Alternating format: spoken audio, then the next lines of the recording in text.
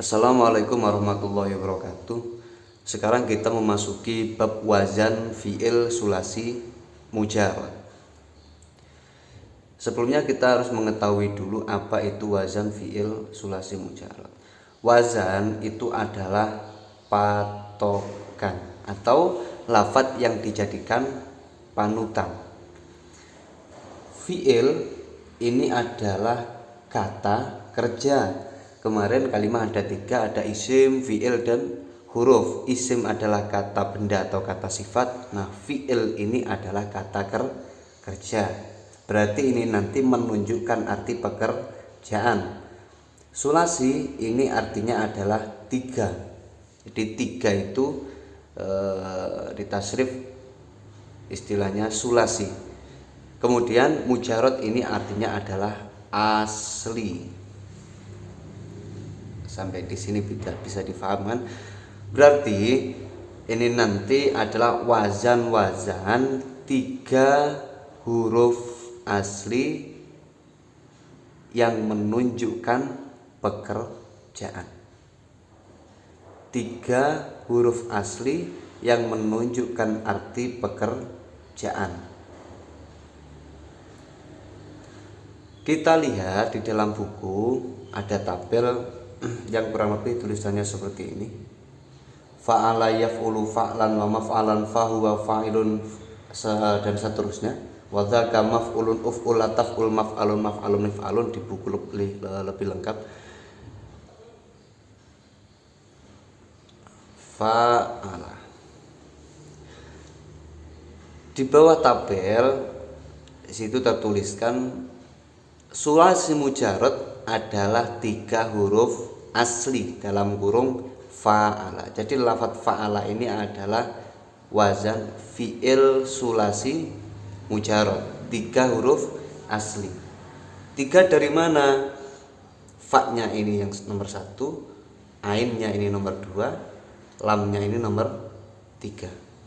Jadi ada tiga huruf di sini yaitu fa, ain, dan lam.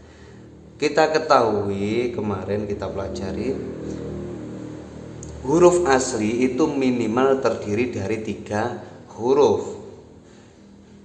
Kalau kita menemukan lafadz yang lebih dari tiga huruf, berarti itu ada huruf tambahannya. Di buku tertuliskan lagi, biasanya disebut fa fi'il, ain fi'il, dan lam fi'il. Mana fa fi'il, ain fi'il, dan lam fi'il? Fa-nya ini dinamakan fa fi'il, ainnya ini dinamakan ain fi'il, dan lamnya ini dinamakan lam fi'il. Ini huruf asli. Fa-nya dinamakan fa fi'il, ainnya ini dinamakan ain fi'il, dan lamnya ini dinamakan lam fi'il. Mungkin di sini bisa difaham. Lanjut. Di bawahnya tertulis mujarrad adalah huruf asli dalam kurung tiga huruf. Mujarrad adalah huruf asli atau asal dalam kurung tiga huruf. Ya, ini adalah mujarrad. Lafadz fa'ala ini namanya mujarrad. Huruf asli. Huruf asli hanya ada tiga huruf. Mazid adalah huruf tambahan yaitu sa'al tumuniha.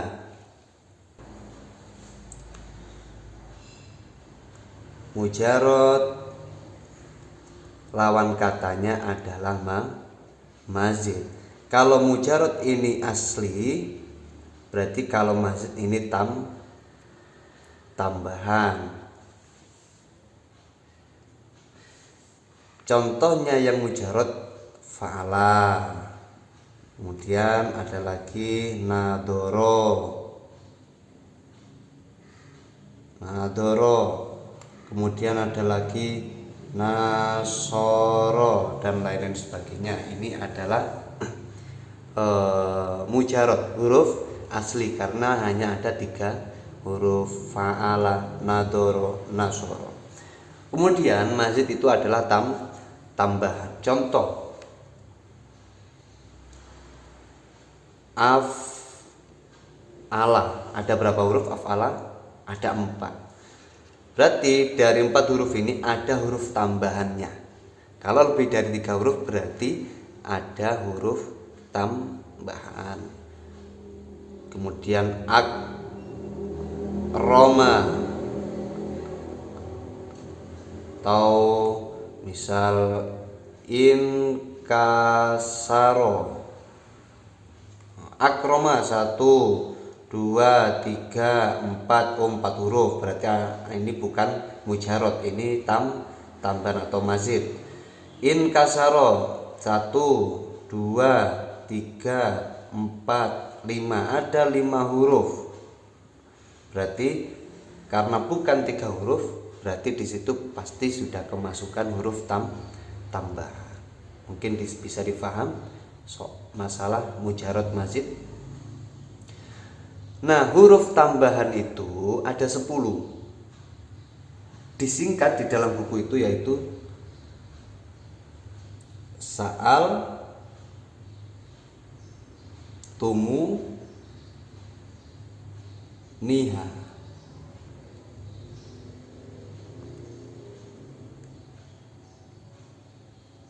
Sa'al, Tumu, Niha. Kita jumlah, kita hitung. Sin 1, hamzah 2, lam 3, tak 4, mim 5, wawu 6, nunnya ini nomor 7, yaknya ini nomor 8, haknya ini nomor 9, alifnya ini nomor 10. Jadi ada 10 huruf tambahan. Huruf tambahan hanya ada 10 ini. Kalau ada huruf selain dari 10 ini, berarti bisa dipastikan itu bukan huruf tambahan. Contoh lafaz ini saja, akroma.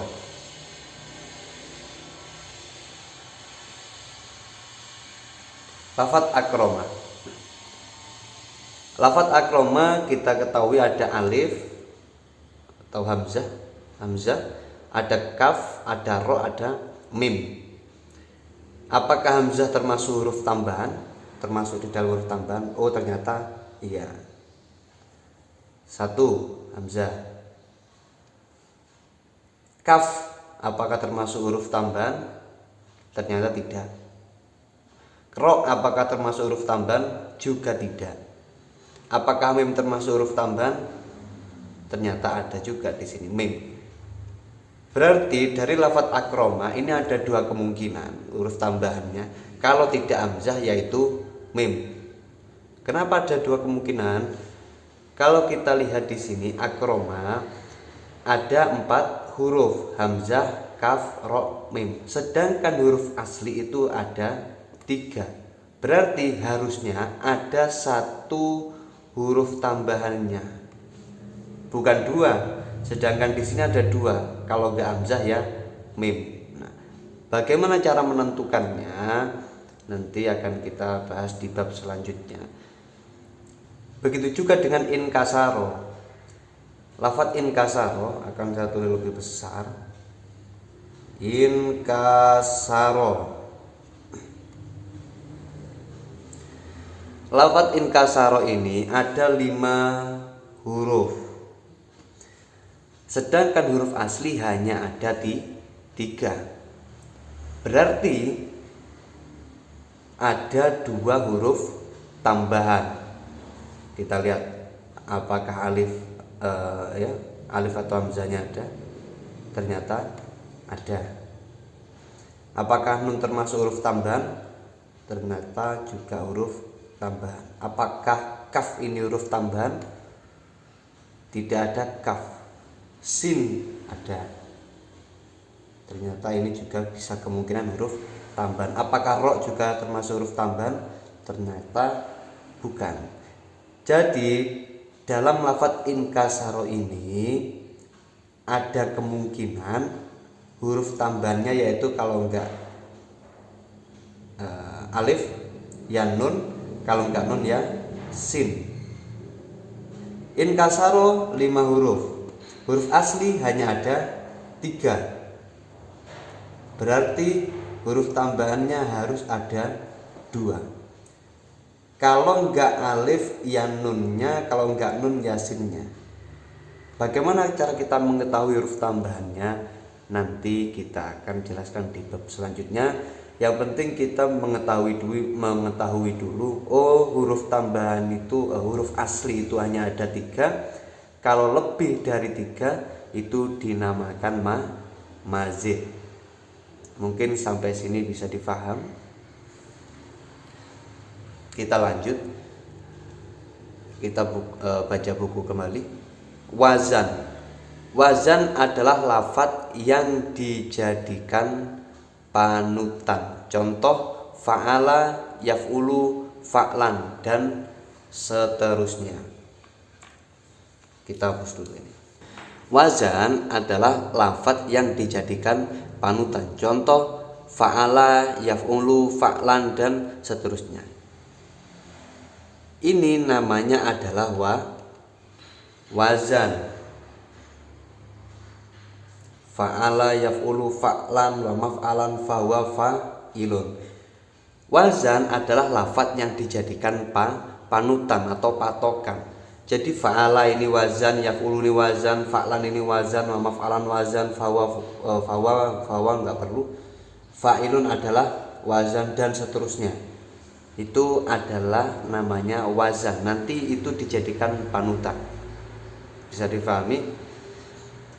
Mauzun adalah lafadz yang mengikuti wazan dan harokatnya disamakan dengan wazan. Contoh di situ ada nasor.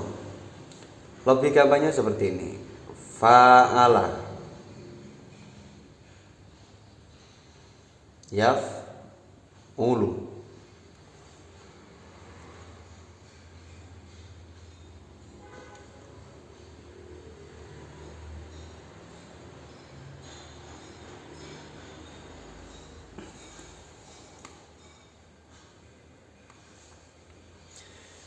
Ini adalah wazan.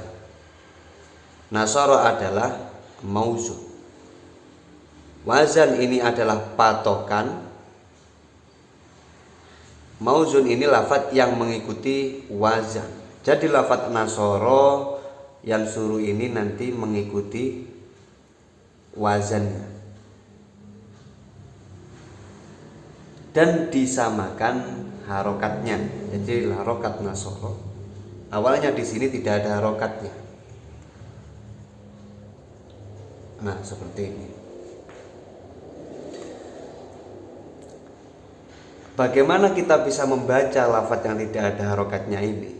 Kita harus tahu wazannya. Nasoro ini mengikuti wazan apa? Oh, mengikuti wazan fa'ala. Berarti kita harus samakan harokatnya. Fathah, fathah, fathah, fathah, fathah, fathah. Oh, membacanya nasoro. Kemudian ini bagaimana cara membacanya? Ada lafadz yang tidak ada harokat, ada huruf yang tidak ada harokat, ya, nun, sod, ro. Bisa kita membaca yunusuru? Apakah kita membacanya yinisiri? Apakah kita membacanya yanasaro? Kita ikutkan wazannya dulu. Wazannya apa? Yang suruh ikutnya wazan yaf'ulu. Berarti cara membacanya harokatnya disamakan. Mauzun mengikuti wazan, harokatnya disamakan. Fathah, sukun, doma, doma. Berarti membacanya nasoro yan su dan seterusnya. Fa'lan.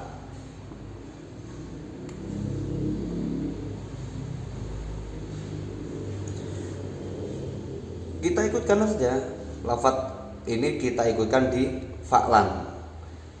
Caranya disamakan harokatnya. Fathah, sukun, fathatan. Nanti tasrifannya pasti nasoro yansuru nasron. Untuk lebih jelas nanti kita akan membahas masalah cara menentukan mauzun. Mungkin sampai sini bisa difaham. Ini namanya wazan. Lafadz yang mengikuti wazan dinamakan mauzun. Contohnya nasoro, ini mengikuti fa'ala dengan cara menyamakan harokatnya. Kemudian kita buka buku kembali, di situ ada sigot. Sigot adalah kalimat yang ditinjau dari makna. Dalam kurung fi'il madhi, fi'il mudhari, isim masdar dan seterusnya. Contoh fa'ala sigotnya adalah fi'il madhi. Ini namanya adalah sigot. Sigot itu adalah fi'il madhi, fi'il mudhari, masdar, masdar mim, isim domir, isim fa'il dan seterusnya. Ini namanya wazan. Sigot adalah kalimat atau lafadz yang ditinjau dari makna. Mana maknanya? Di sini ada kolom yang menunjukkan makna. Fi'il madhi ini artinya sudah. Fa'ala tadi kan artinya bekerja. Bekerja. Berarti fi'il madhi ini kalau di sini sudah titik-titik-titik, berarti artinya fa'ala ini, fa'ala sigotnya adalah fi'il madhi, artinya sudah bekerja. Bisa dipaham? Yaf'ulu sigotnya apa? Sigotnya adalah fi'il mudhari. Fi'il mudhari artinya sedang, titik-titik-titik. Berarti artinya yaf'ulu adalah sedang bekerja. Dan seterusnya. Fa'lan masdar artinya pe-titik-titik-an. Pe-titik-titik-an berarti fa'lan berarti pekerjaan. Pe-titik-titik-an berarti karena fa'ala artinya bekerja, kalau di masdar artinya yaitu pekerjaan. Dan seterusnya famaf'alan, fahuwa, fa'ilun. Fa'ilun sigotnya adalah isim fa'il, artinya yang titik-titik. Berarti fa'ilun artinya yang bekerja. Untuk apa? Semisal seperti ini. Saya buatkan contoh. Ini kita hapus, insya Allah kita sudah paham soal masalah wazan dan mauzun.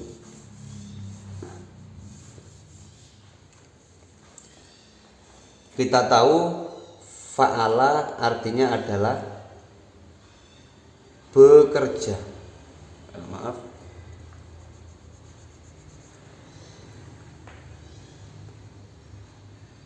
Sudah bekerja, karena ini adalah fi'il madhi. Fa'ala fi'il madhi artinya sudah titik-titik-titik bekerja. Contoh seperti ini, kita mau mencari bahasa Arabnya Muhammad sedang bekerja. Kita tahu bekerja itu bahasa Arabnya adalah fa'ala. Kemudian kita mencari bahasa Arabnya Muhammad sedang bekerja. Muhammad bahasa Arabnya yaitu adalah Muhammad ya Muhammad. Sama Muhammadun. Kemudian kita menulis seperti ini, Muhammadun fa'ala. Apa artinya Muhammad bekerja? Ini salah.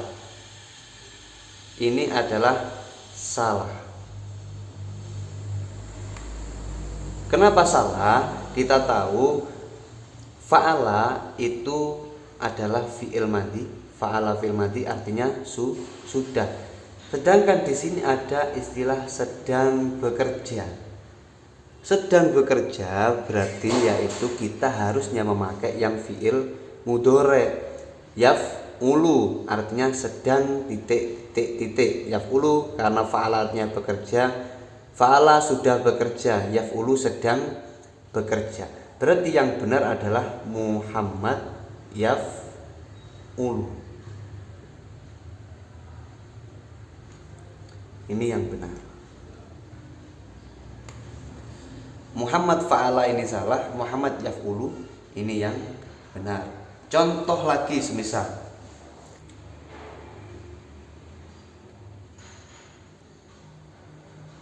Muhammad adalah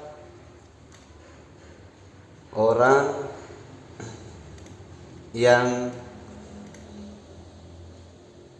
bekerja.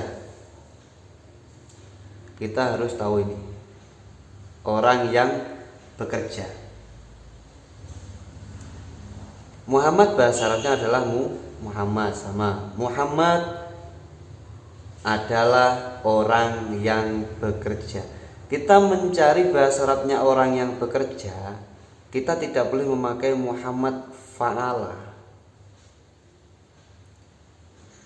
Ini salah. Karena fa'ala adalah fi'il madhi, artinya sudah. Kalau Muhammadun fa'ala, ini berarti Muhammad sudah bekerja. Sedangkan kita akan mencari Muhammad adalah orang yang bekerja. Kalau orang yang bekerja berarti kita harus memakainya isim fa'il. Karena isim fa'il ini artinya yang titik. Bisa difaham? Yang titik. Berarti kita harusnya memakai Muhammad fa'ilun. Muhammad adalah orang yang bekerja. Benar. Nah, ini.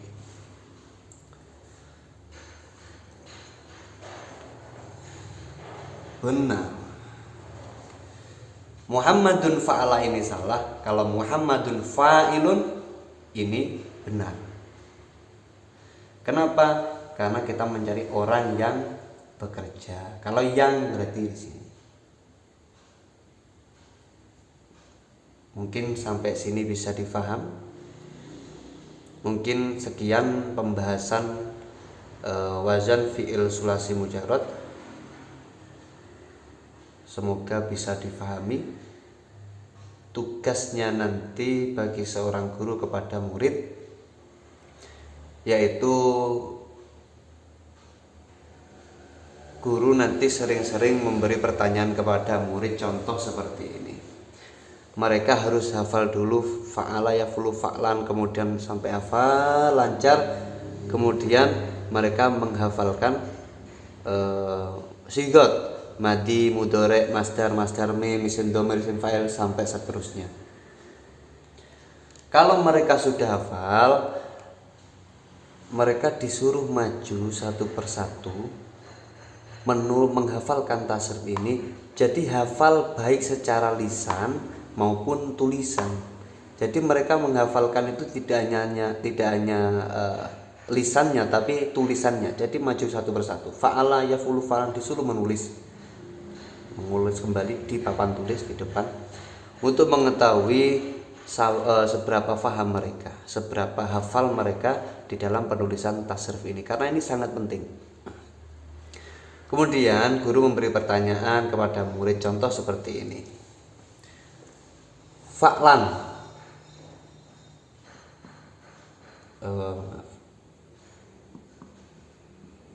fa'lan sigotnya apa? Fa'lan sigotnya apa? Mereka harus mengetahui sigotnya apa. Cara yang paling mudah nanti seperti ini. Fa'lan, dia menasrif.